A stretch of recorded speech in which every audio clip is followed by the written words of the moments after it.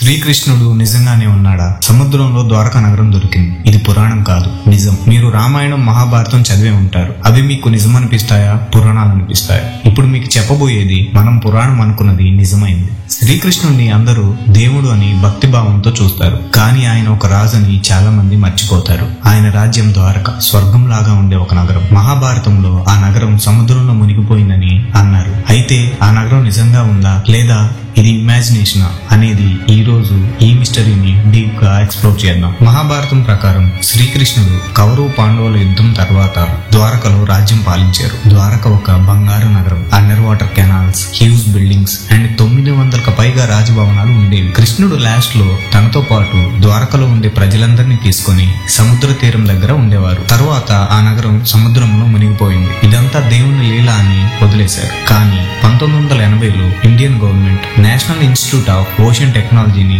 Gujarat coast దగ్గర sonar service చేయమని చెప్పింది.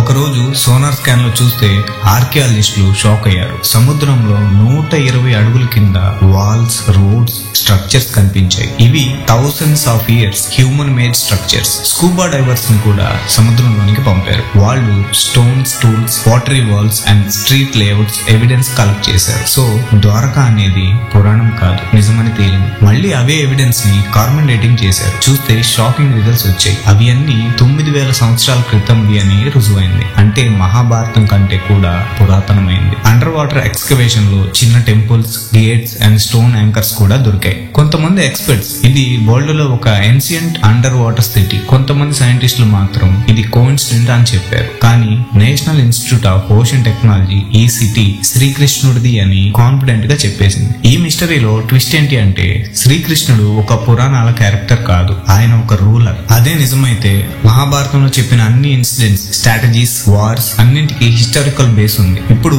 ఇండియన్ గవర్నమెంట్ UNESCO కి వరల్డ్ హెరిటేజ్ సైట్ చేయమని ప్రపోజ్ చేసింది. పురాణాలని మనం పట్టించుకోము, కానీ కొన్ని పురాణాలు చరిత్ర తలుపులని, రహస్యాలని తెలుస్తాయి. ఇప్పుడు మీరు చెప్పండి, శ్రీకృష్ణుడు ఒక రాజా లేక దేవుడా? లైక్ అండ్ కామెంట్ చేసి నాకు సపోర్ట్ చేయండి. నెక్స్ట్ వీడియోలో దేని గురించి చెప్పాలి అని కామెంట్ చేయండి. ఇంకా మిస్టీరియస్ ఫ్యాక్ట్స్ కోసం కోడ్ క్రిష్ ని సబ్స్క్రైబ్ చేయండి.